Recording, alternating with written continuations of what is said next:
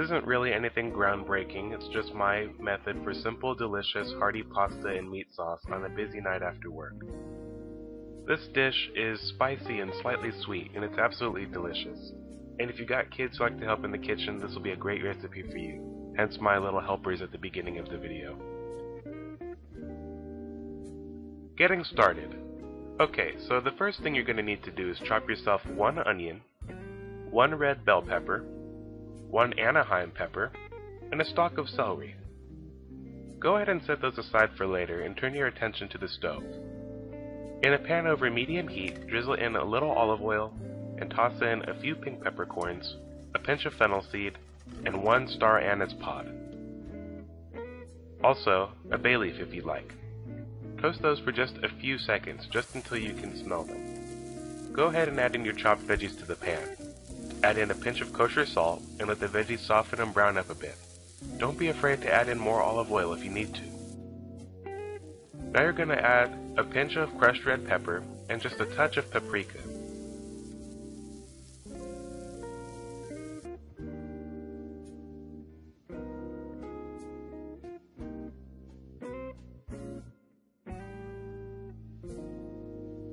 Okay, so once the veggies are soft and brown, you can go ahead and add in your tomatoes.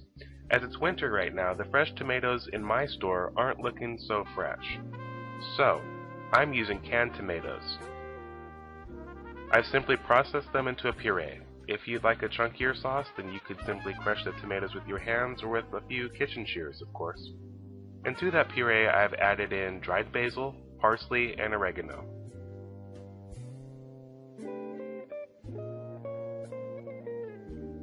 Once the sauce has begun to simmer, go ahead and add in some garlic. You can use as much or as little as you'd like. Mine happen to be an extremely large clove, so I'm using roughly the equivalent of 2 typically sized garlic cloves. And at this point, I will also add in my chopped thyme and rosemary.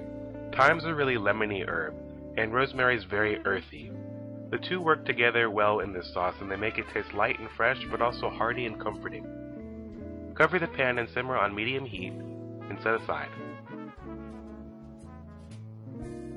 Starting with a hot pan, add in some olive oil and begin browning your sweet Italian sausage. I've chosen a nice sweet sausage because it really balances out the spiciness of the sauce and also has tons of great flavor of its own.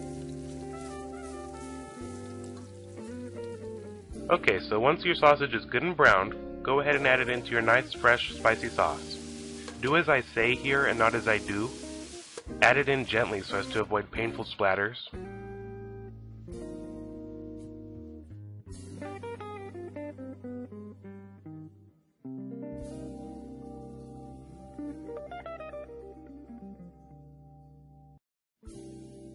Add in a splash of red wine to deglaze the bottom of the pan and pick up all the flavors from that nice, delicious caramelized meat juice at the bottom. And of course, add that to the sauce as well. So at this point, you'll notice that your sauce will be on the thick side, and that's okay. Don't worry about it. We'll fix that later. For now, just keep it on medium to low heat and let it simmer with a cover for 25 to 30 minutes. In the meantime, prepare a large pot of boiling water for our penne pasta. I'm using penne because it's got these nice little ridges in it that really help the sauce stick onto it.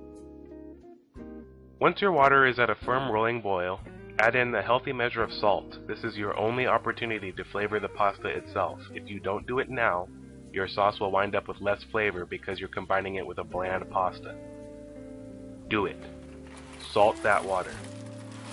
And then simply add in the pasta and follow the box instructions.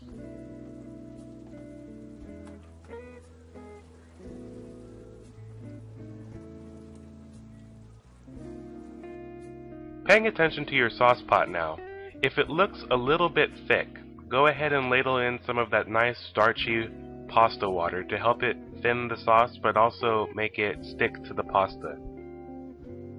Don't go overboard here, you just want the sauce to be a bit looser than it was before. Oh, and remember to discard that bay leaf and star anise pod. Those wouldn't be good to bite into.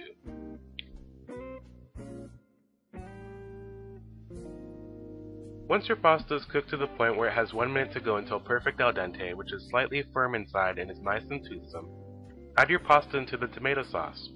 Fold in gently and let the pasta finish cooking in the simmering sauce for an additional minute. And at this point, I'd add in a fresh bit of chopped Italian parsley, but I didn't have any. But please feel free to do so if you have some at home. Regardless of that, you must, repeat, must, take this opportunity to shred in some nice, beautiful Parmesan cheese. The good stuff, if you please. Nice, delicious, nutty flavored cheese. It just really elevates the flavor and adds a whole new dimension to this dish. You must use this cheese. And that's it. Done. Simple, fresh, spicy, slightly sweet pasta with Italian sausage and subtle licorice accent from the fennel seed and star anise pod. And that nice, pungent, toasty, briny burst of flavor from those beautiful pink peppercorns. It's an absolutely delicious, full-flavored dish. This method really couldn't be much simpler, but remember it's just that. A method. You could play around with this all you like. Maybe you'd like to add in some nice fruity Kalamata olives, or some salty briny capers or anchovies, whatever. It's totally up to you.